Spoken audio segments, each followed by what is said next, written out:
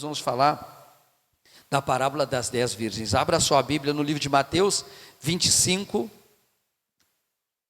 versículo 1, em nome de Jesus. Glória a Deus.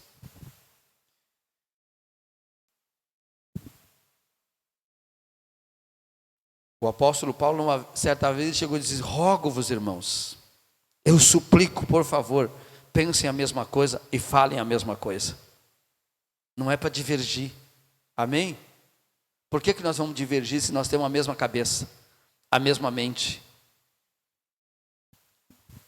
Diz assim então, Mateus 25, versículo 1, parábola das 10 virgens. Então o reino dos céus será semelhante a 10 virgens que, pegando as suas lâmpadas, saíram encontrar-se com o noivo. 5 delas eram imprudentes e 5 prudentes. As imprudentes, ao pegar as suas lâmpadas, não levaram o óleo consigo, mas as prudentes, além das lâmpadas, levaram óleo nas vasilhas. E como o noivo estava demorando, todas ficaram sonolentas e adormeceram.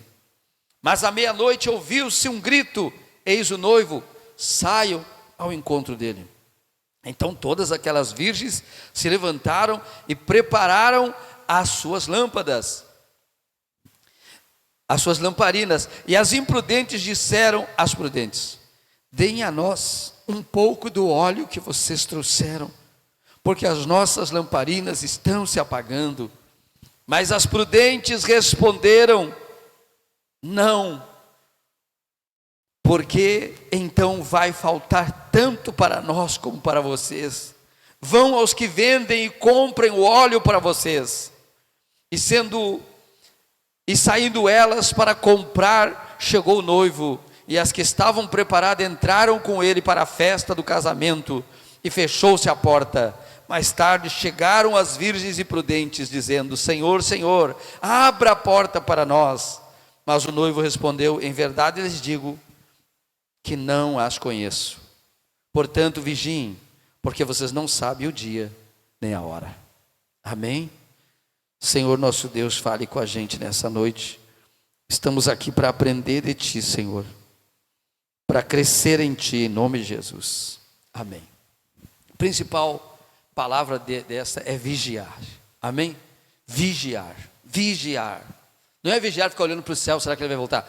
Vigiar com tudo que o inimigo está tentando na sua vida. Vigiar com tudo que muitas vezes quer te afastar da presença de Deus, quer te fazer adormecer, ou que quer te manter longe da comunhão.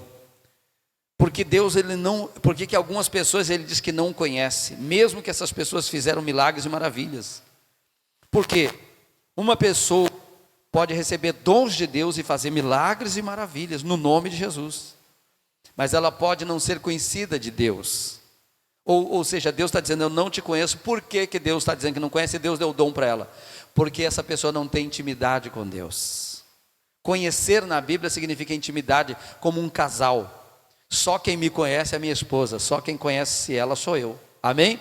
Você acha que me conhece, você acha que conhece ela, mas não conhece. Só nós nos conhecemos intimamente. Quem está entendendo, diga amém. Conhecimento com Deus refere-se também a isso.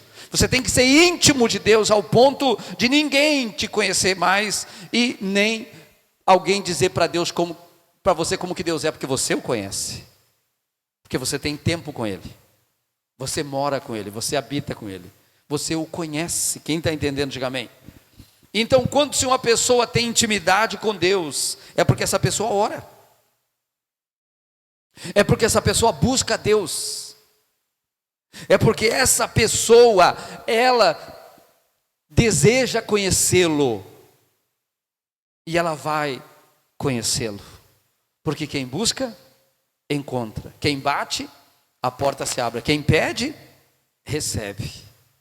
Então, muitas vezes a oração não é fácil, como se prega, como se diz que é fácil, mas não é tão fácil. É fácil de pregar sobre oração, mandar os outros orar, mas é difícil de orar, tanto para mim quanto para você, porque isso exige o nosso tempo, nossa dedicação, nossa vontade, nosso desejo de ver Deus na nossa vida.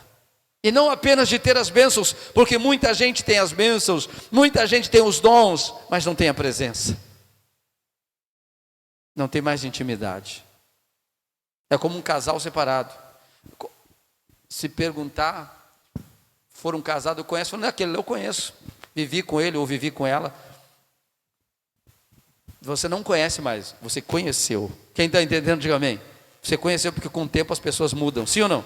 As pessoas mudam. Então a pessoa pensa que ainda conhece, pensa que ainda é a mesma, mas não é mais, porque não tem mais intimidade com aquela pessoa, então não conhece. Conheceu. E assim tem gente que acha que conhece a Deus, ele conheceu a Deus, mas não está mais conhecendo. Então essa deve ser a nossa vigilância, amém? Essa tem que ser a nosso ensinamento. E eu gosto de dizer assim, tratamento, por isso que eu gosto do culto da quinta também, porque é o culto de tratamento, pensar, como eu tenho que pensar, porque como o homem pensa, assim ele é, amém? Como você pensa, assim você é. Por isso você tem que pensar bem, pensar certo, amém? E como que eu penso bem, como eu penso certo? Eu penso de acordo com a palavra. Eu pego esses princípios e penso, Deus quer a minha oração. Nós não nos prostramos diante de outro Deus, mas diante do nosso Deus nos prostramos. Nós não temos outra fonte, só temos uma fonte. A fonte das águas vivas, que é o nosso Deus. Então, a intimidade com Ele é a coisa mais importante nesta vida. Porque se você fizer uma coisa só nessa vida, faça essa: ore. Ore. E ore. Por isso que a Bíblia diz: orai sem cessar. Quer dizer que eu vou ver de joelho? Não, você ora de joelho, você ora sentado, você ora deitado, você ora dirigindo, você ora no trabalho. Você está com a sua mente ligada em Deus. Quando o inimigo chega a te tentar, você está ligado em Deus e o Espírito Santo, opa, cuidado, o Espírito Santo avisa, acende o sinal de alerta, porque você não está desapercebido, você está vigiando. Por isso que a Bíblia diz: orar e vigiar. Esse é o momento que se ora e se vigia, quando se ora o tempo todo, porque há uma preocupação: eu tenho que estar preparado, eu não posso estar dormindo quando ele voltar, e eu não posso chegar na porta e ele dizer: não te conheço.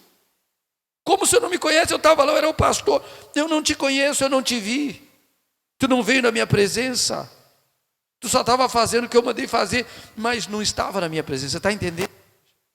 O pastor que ore, o irmão, o obreiro que ore, o diácono que ore. Não, a intimidade é pessoal, amém? A sua vida é pessoal, você é a noiva dele, e ele está te chamando para o casamento. Diga glória a Deus. Nós temos que chegar no dia do casamento, não podemos chegar até com alguns noivados que vão perto da hora do casamento e depois não casa. Não, tem que ser até o fim, amém?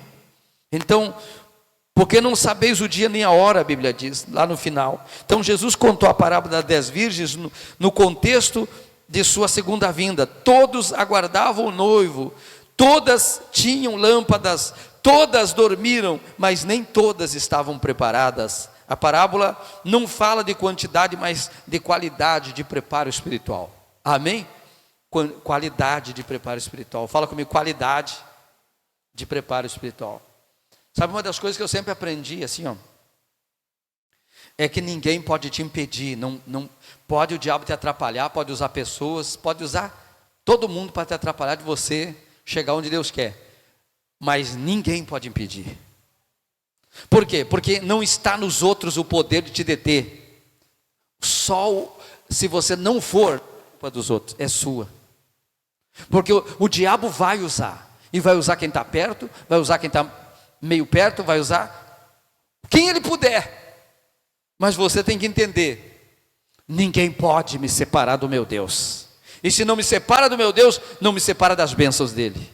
Se não me separa do meu Deus, não me separa dos degraus que eu vou galgar. Pode até tentar, mas vai ficar para trás, porque eu vou para frente, porque é intimidade, é pessoal. Às vezes a gente, e é por isso que a Bíblia diz: não olhe para a direita e nem para a esquerda, não decline para nenhum lado, porque a tendência nossa quando olhamos é dizer: me feriram, me machucaram, me magoaram, porque Deus deixou acontecer isso. Irmãos, Deus é responsável pela nossa vida, mas cada pessoa é livre, diga glória a Deus. Pessoa é livre para fazer o mal, é livre para fazer o bem, é livre para ser fiel, é livre para ser infiel, é livre para orar ou não orar, é livre, irmão, para pensar em fazer a coisa errada. Assim como eu e você somos livres para fazer a coisa certa. Amém? E é uma escolha fazer o certo, é uma escolha fazer direito. Não é emoção, como diz, hoje eu estou arrepiado com o Espírito Santo. Eu sinto o Espírito Santo. E gosto de senti-lo, gosto de ter a palavra dele dentro de mim borbulhando. Às vezes eu não tenho isso. Às vezes ele não flui dessa maneira, mas eu sei que ele sempre está ali. Amém? Agora, o que a Bíblia nos chama a atenção é que a gente não pode se guiar pelos outros.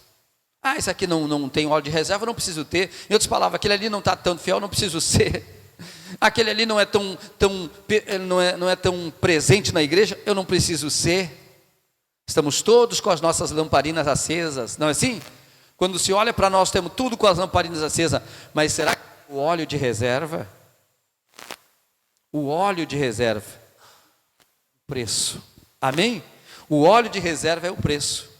Então, há um preço sim a pagar, mas a gente tem que pagar com alegria.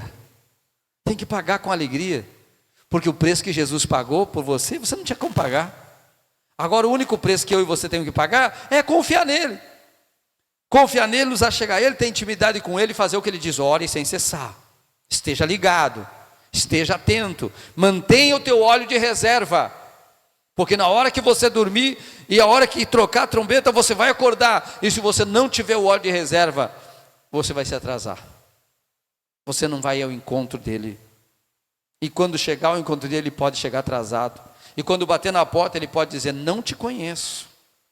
Você não tinha o óleo de reserva. Você não pagou o preço. Você não se preparou. Você foi imprudente. É isso que a palavra de Deus mostra claramente. Vigiai, porque não sabeis o dia nem a hora que o Filho do Homem há de vir. Todas foram chamadas, mas nem todas se prepararam. Deus chamou todos na igreja. Deus chamou tanta gente que já não está mais aqui, que a sua lâmpada já apagou completamente. Mas Deus não quer que nós estejamos aqui apenas com óleo na nossa lâmpada acesa. Ele quer que haja mais um galão de óleo separado. Diga glória a Deus. Porque essa Bíblia justamente aciona e está dizendo, tenha reserva, reserva, reserva. Mas a gente não reserva nada. Então a gente, nessa noite, vai aprender isso. Reserva é importante. Reserva significa, eu estou bem com Deus. Amém? Estou bem com Deus, eu estou na presença dele e vou continuar assim buscando, pagando o preço, clamando a ele, orando a ele, buscando a ele. Quando não tiver mais palavra em português, eu estarei falando em línguas com ele. Por isso que ele deu o dom de falar em línguas, você sabia? Quantos aqui falam em línguas? E eu posso falar em língua de qualquer hora? Pode, você já não tem o dom? Sai falando em línguas, fala para você, fala no cantinho, fala sozinho, quando não tem ninguém por perto, porque é oração isso.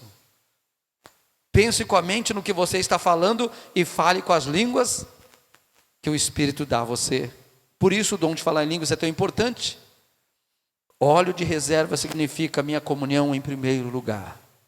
A cabeça é Cristo, eu sou corpo, Ele guia. Amém?